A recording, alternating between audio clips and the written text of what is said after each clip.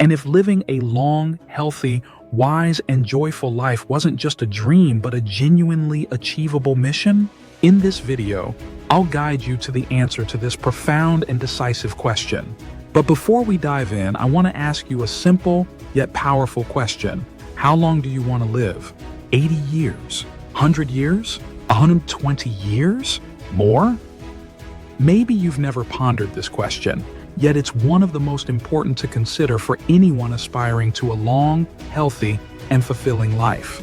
Many don't dare to imagine themselves as living long, healthy, and happy lives due to a sort of misplaced humility or a fear that those who reach too far end up with nothing. For others, the idea of a long life isn't appealing at all. Old age conjures images of illness, loneliness, nursing homes, and a life void of motivation. Who would want to face such an existence? Such a destiny seems more like a sentence than a desirable goal. Living a long, healthy, wise, and happy life may appear like a mission impossible, but the real surprise is that it's not only achievable, it's an essential step in our evolution. Watch the video to the end, and you'll discover why this mission is not only possible, but also incredibly exciting. Yet the true mission possible isn't merely to achieve a long life, it's to live it fully, with well-being, health, and genuine happiness. To be happy doesn't just mean to rejoice or have fun. It means waking up in the morning with the enthusiasm of someone who knows their life has meaning, that they have a unique, specific contribution to make, and who can't wait to express themselves creatively. That is the essence of being happy, meaning fruitful. Therefore, the real challenge of this mission possible is precisely this: to live our existence here on earth in a way that is meaningful both for ourselves and for the whole of which we are a part. Expressing ourselves with true happiness is also our most intimate and important mission: to evolve and develop consciousness, not only to elevate the quality of our current life, but also to shape the path of our future lives. This is the true purpose of our present existence. Think about how many people, after years of sacrifices, end their days in sadness. What is the point, then, of spending the first half of life chasing possessions and knowledge if, in old age, it all seems to fade and the meaning of what we've built is lost? Perhaps ending your days in a nursing home without the dignity and respect for who you really are. It's a harsh, uncomfortable truth, but essential to face now, before it's too late. Eckhart Tolle states, "Awareness is the greatest agent for change." Until someone realizes their life has a deep purpose, a unique meaning, and a value for the whole, they'll struggle to give enough importance to their well-being in the second half of life. Why give up habits that harm us if life seems meaningless? For many, letting go after a certain age becomes a slow but effective way to slip away from a life that has lost its purpose.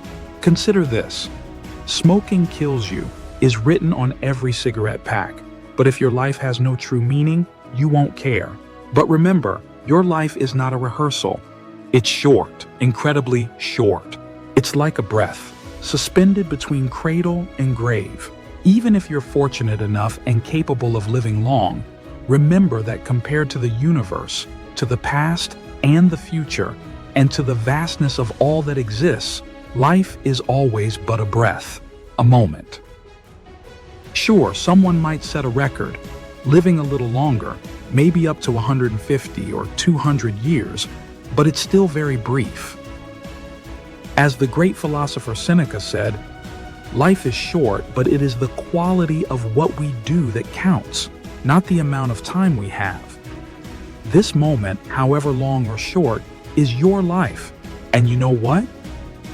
Every choice you make today creates effects that reverberate not only on your present, but also on your tomorrow, your day after tomorrow, and even on your future lives.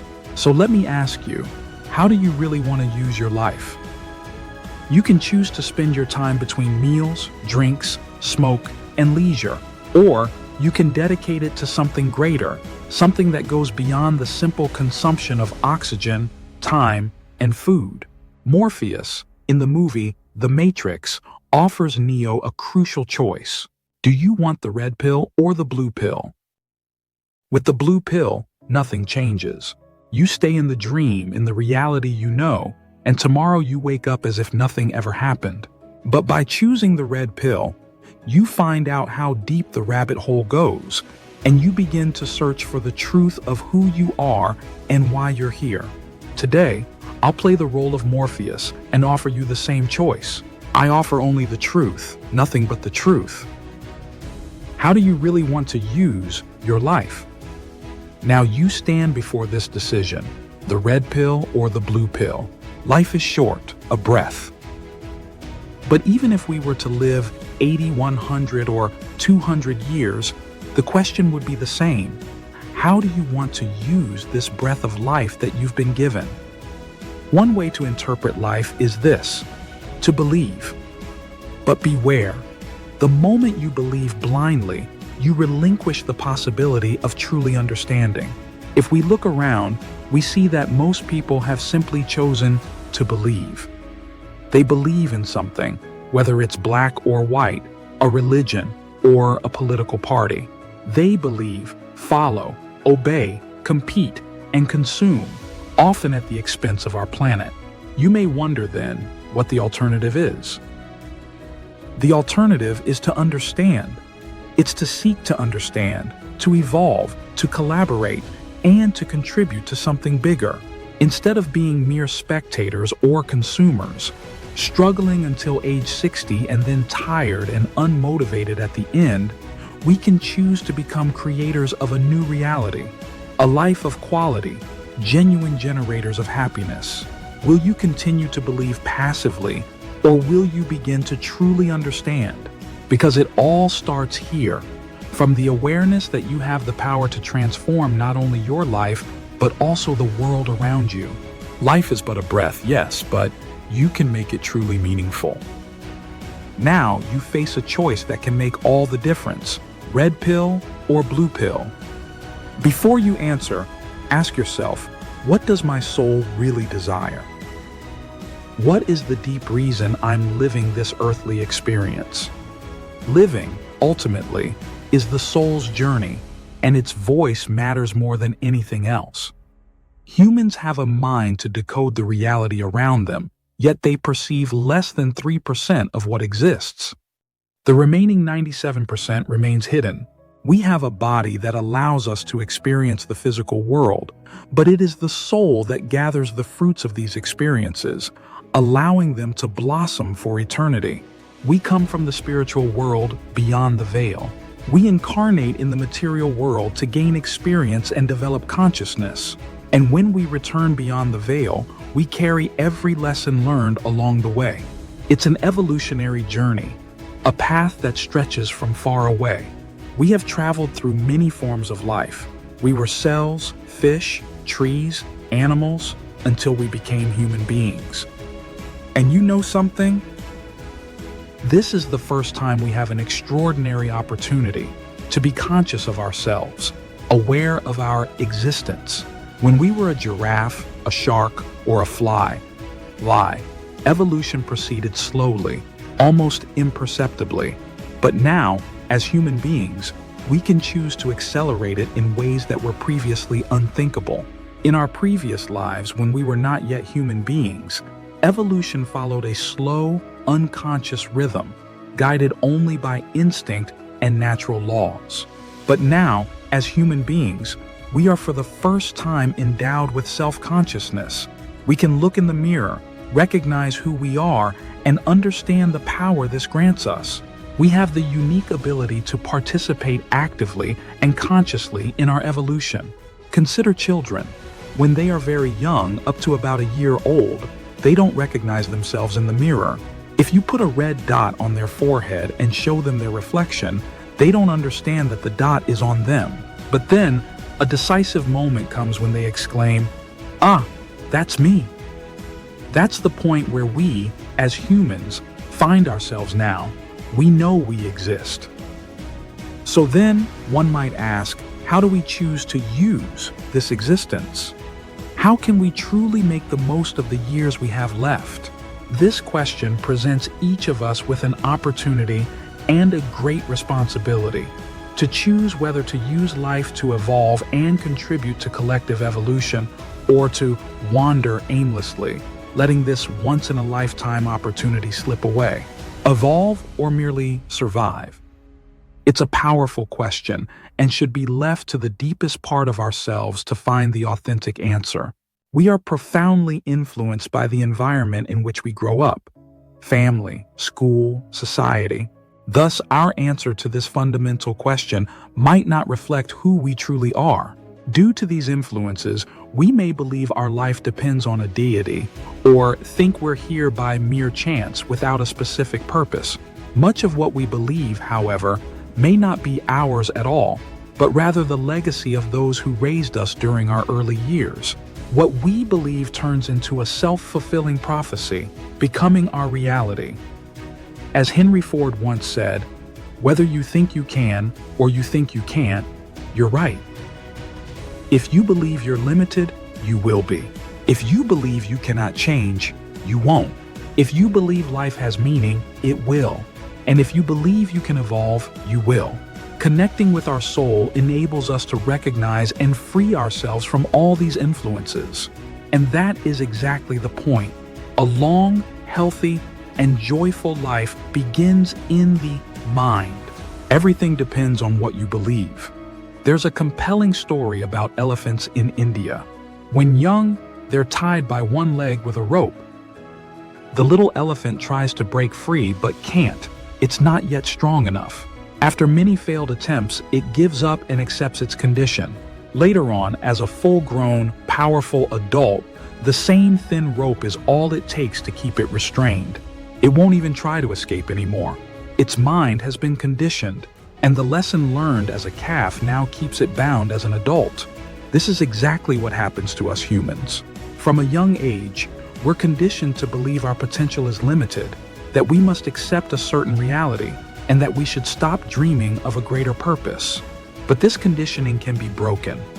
We can choose to awaken and cut those invisible ropes holding us back. We can decide to search for and understand the true purpose of our lives.